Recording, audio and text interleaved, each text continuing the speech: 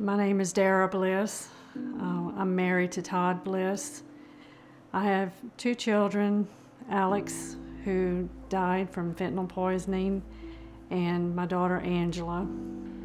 Alex was my brother. He and I were 3.5 years apart. We always had a very good relationship growing up, and as we got older, we became close. We shared mutual friends. We started going out together, and it was always a blast because he always made me feel included. He was just, a fun kid. He had a lot of friends. He made good grades. He unfortunately got in with the wrong crowd and got in to stuff he shouldn't have, and he unfortunately passed away by himself.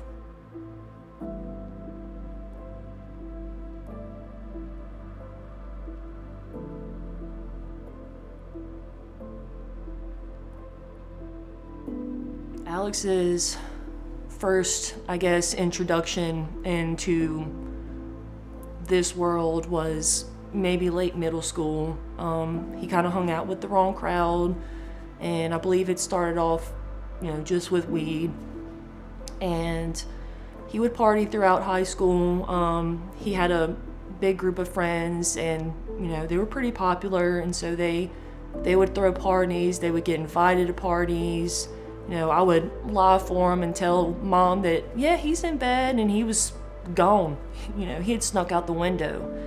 And so, he enjoyed doing that. And he got his wisdom teeth taken out, and we believe that that was the kicker.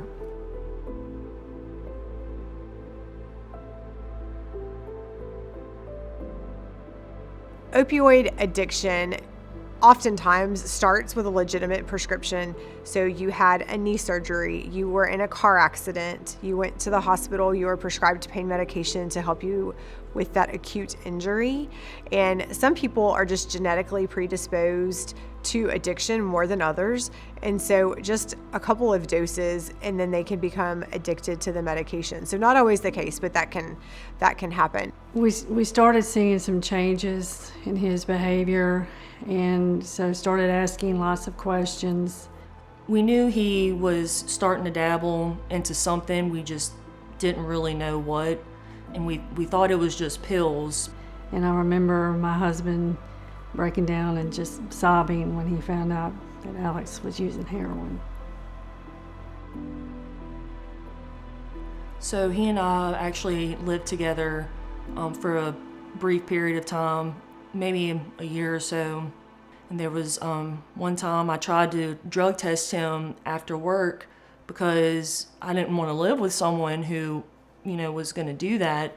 And he did not like that at all. And it actually caused a pretty big blow up between me and him. And I moved out, and in the process of that, I threw all his stuff outside. And I did actually bring him to a rehab around here one time, and we were almost there. And he said he forgot his wallet, and we turned around and he got whatever out of his car, and it turns out it was heroin that he forgot. And in the parking lot of the rehab, he snorted it right in front of me. I do recall one time picking him up from rehab, and he did use that very same day, and I ended up having to bring him to the ER because he was overdosing.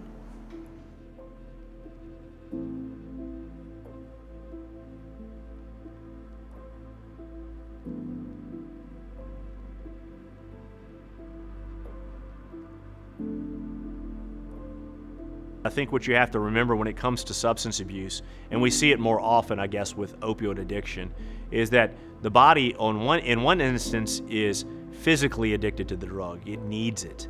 Whatever it has done, all the what are considered positive effects, the euphoria, the way it makes you feel good, certainly the body then says, oh, I want to feel that way again. Alex's motivation for using was to escape reality. He hated his reality. I never thought he would steal from my parents. Angela and I had driven him to Texas, and he was to stay at this facility in Houston long term. He managed to find a way to get on a bus in Houston, and he came back here. Come to find out, there were guns of my dad's that Alex had taken that night. I think it was an old weapon. And I noticed it was gone. And it had been there just a few hours earlier. Alex had contacted his dealer, and he didn't have any money, but he passed that gun out of the window of the house and gave it to the dealer for drugs. And I was just so appalled, that he had a dealer come to our house, that he would steal something else from his dad. He didn't care, but that wasn't him. That wasn't him. That was the addiction. And it took me a long time to realize that. We really need to not think about people impacted by opioid use disorder as drug addicts or having a family member that's a drug addict. They're a person. They're a human being. We were just so clueless, about the depth of his addiction.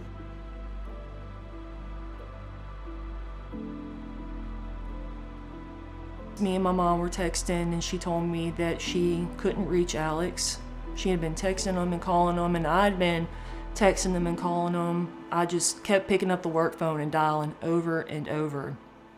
I was at work, so I asked Angela to call him because sometimes he would respond to her, if he didn't respond to me. And she told me she was going to go to the sober house and check on him. And I asked her not to because if something had happened to him, I didn't want her to be the one to find him.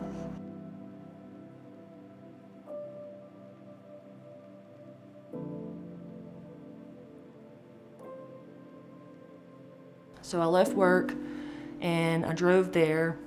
And so I walk in and I see the doors cracked, whatever. And I walk in and he's on his bed, and I thought maybe he was sleeping. And whenever I found him, I just started screaming. And so I get 911 on the phone and I tell her that my brother's overdosing. And I start trying to do CPR. And it didn't work. I tried so hard.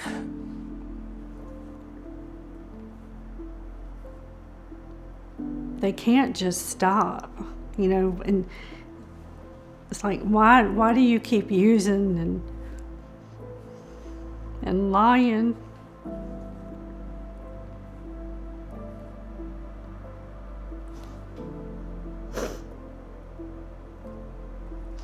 It's just awful.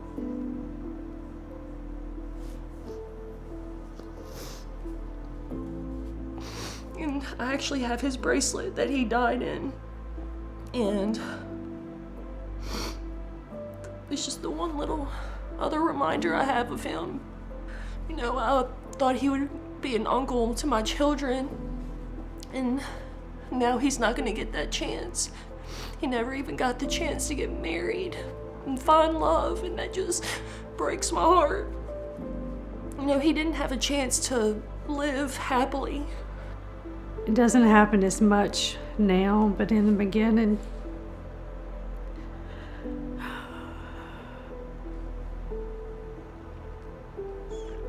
when I would think about him being dead, it would literally just take my breath away. It's like my heart would skip a beat.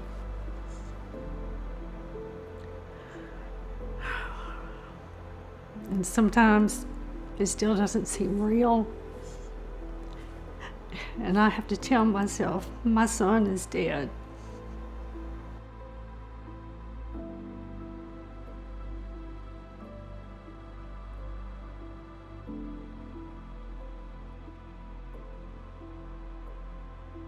I wish I knew more about fentanyl before. I wish I knew that they were putting it in just about everything. We've now seen the mixture of fentanyl in other drugs, specifically non-opioid drugs. So for example, cocaine, methamphetamine, and marijuana.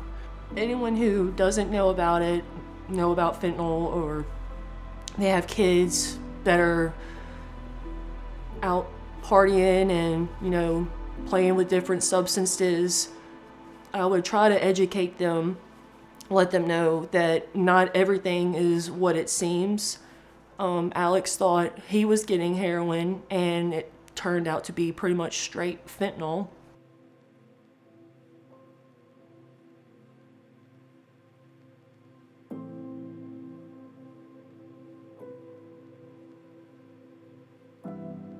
Heroin is a naturally occurring, even though processed, drug.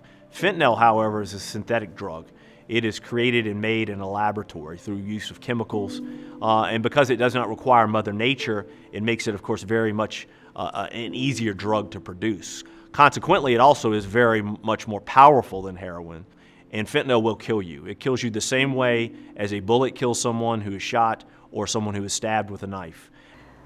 The tox report showed just fentanyl. There was no heroin. And so I called and spoke to this officer who worked his death, and she actually remembered him, and I asked her why she remembered him. And she said, because he looked like the boy next door.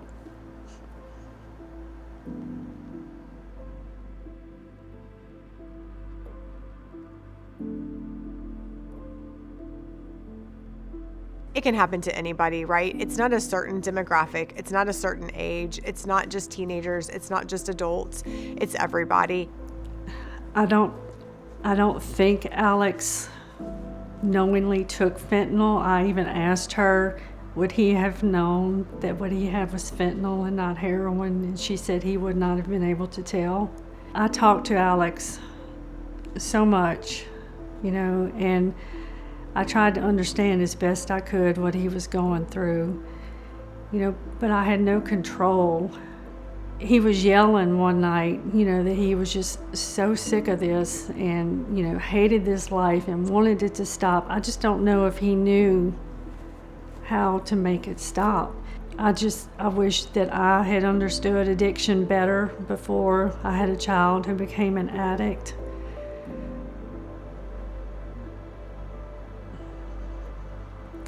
I don't know, it's just, addiction is just such an awful disease and affects so many people.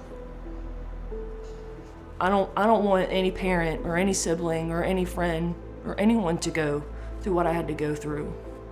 Pay attention to everything your child does and says and their behavior, and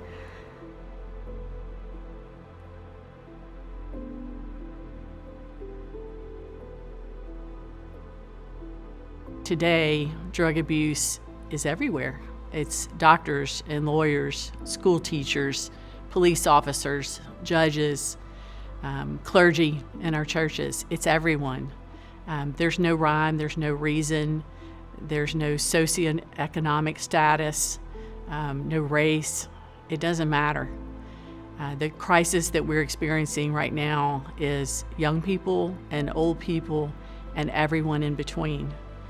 And it's death. It's not something to play with. And please educate your children, educate your loved ones, because I wasn't educated, and I wish someone had educated me. I wish somebody had years ago tried to make me understand how dangerous Alex's addiction was. And I wish they had helped me to understand. His life was in danger.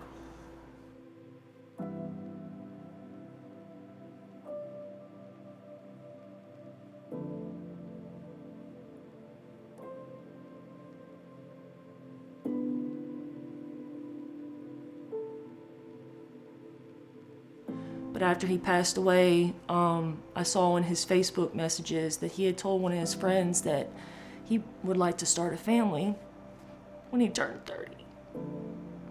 He didn't even make it to 30.